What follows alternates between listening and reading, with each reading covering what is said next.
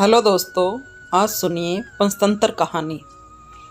बहुत समय पहले की बात है। किसी गांव में एक गरीब ब्राह्मण रहता था।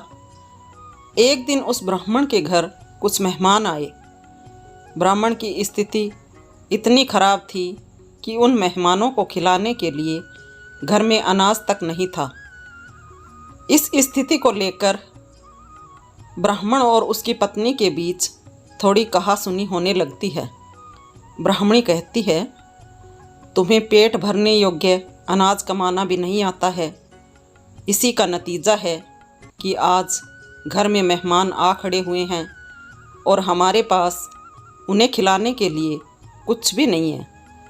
इस पर ब्राह्मण अपनी पत्नी से कहता है, कल करक संक्रांति है, मैं कल भिक्षा लेने के लिए दूसरे गांव जाऊंगा। वहाँ एक ब्राह्मण ने मुझे आमंत्रित किया है।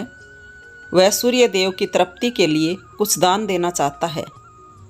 तब तक जो कुछ भी घर में है उसे आदर सत्कार के साथ मेहमानों के सामने रखो। ब्राह्मण की यह बात सुनकर ब्राह्मणी कहती है, आपकी पत्नी होकर मैंने कभी कोई सुख नहीं भोगा है।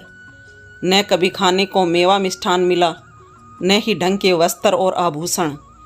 आप आज कह रहे हो कि जो भी घर में पड़ा हो वो मेहमानों के सामने रख दो। जब कुछ है ही नहीं तो मैं उनके सामने क्या रख दूं? पड़े हैं तो बस एक मुट्ठी तिल, तो क्या मेहमानों के सामने सूखे तिल रखना अच्छा लगेगा? पत्नी की यह बात सुनकर ब्राह्मण कहता है, ब्राह्मणी, तुम्हें ऐसा बिल्कुल भी नहीं कहना चाहिए। कारण यह है कि इच्छा के अनुसार किसी भी मनुष्य को धन की प्राप्ति नहीं होती है। ज़रूरी है तो पेट भरना, और पेट भरने योग्य अनाज तो मैं ले ही आता हूँ। अधिक धन की चाहत अच्छी नहीं है।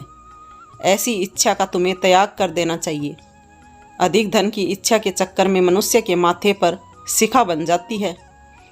माथे पर शिखा वाली बात सुन ब्राह्मणी बड़े ही आश्चर्य से ब्राह्मण से पूछती है, अधिक धन की इच्छा में माथे पर शिखा हो जाती है?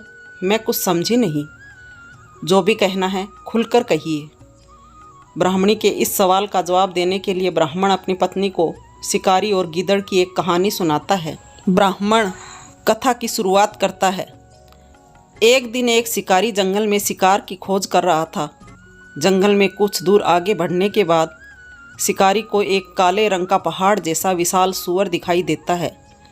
सूअर को देखते ही शिकारी अपना धनुष उठा लेता है और कमान खींचते हुए सूअर पर निशाना लगा देता है।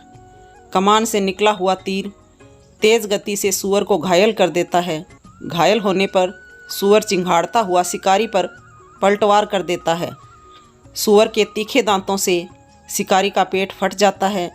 इस तरह शिकार और शिकारी दोनों का ही अंत हो जाता है। इसी बीच खाने की तलाश में भटकता हुआ एक भूखा गीदड़ वहाँ से होकर गुजरता है, जहाँ शिकारी और सूअर का शव पड़ा हुआ था। बिना मेहनत इतना सारा भोजन देख गीदड़ मन ही मन बहुत खुश होता है और मन ही मन सोचता है कि आज तो ईश्वर की बड़ी कृपा हुई है, जो इतना अच्छा और अधिक भोजन एक साथ मुझे मिला है। मैं इसे धीरे धीरे और आराम से खाऊंगा ताकि लंबे समय तक मैं इसे उपयोग में ला सकूं। इस तरह मैं इस भोजन के साथ लंबे समय तक अपनी भूख को शांत रख पाऊंगा। इन सभी बातों पर विचार करते हुए गीदड़ सबसे पहले छोटी छोटी चीज़ों को खाना शुरू करता है। तभी उसे शिकारी के मृत शरीर के पास धनुष पड़ा दिखता है। गीदड़ के मन में सबसे पहले उसे ही खाने का विचार आता है और वह धनुष पर चढ़ी डोर को चबाने लगता है। गीदड़ के चबाने से धनुष पर चढ़ी डोर टूट जाती है और डोर के टूटने से धनुष का एक सिरा वेग के साथ गीदड़ के माथे को भेदता हुआ ऊपर निकल आता है।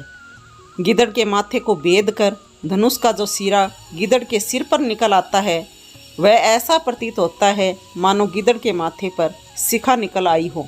घायल होने के कारण कुछ देर बाद गीदड़ की भी मौत हो जाती है। इतना कहते हुए ब्राह्मण कहता है, ब्राह्मणी, इसलिए मैं कहता हूँ कि ज़रूरत से अधिक लोभ माथे पर शिखा आ जाती है। यह कथा सुनने के बाद ब्राह्मणी कहती है, ठीक है, अगर ऐसी ही बात है तो मैं घर में जो मुट्ठी भर तिल पड़े हैं उन्हीं को मैं मेहमानों को खिला देती हूँ ब्राह्मणी की यह बात सुनकर ब्राह्मण संतुष्ट हो जाता है और भिक्षा मांगने के लिए घर से बाहर निकल जाता है। वहीं ब्राह्मणी भी घर में रखे तिल को धूप में सुखाने के लिए फैला देती है। तभी कहीं से एक कुत्ता आ जाता है और उन साफ तिलों पर पेशाब कर देता है, जिससे सभी तिल खराब हो जाते हैं।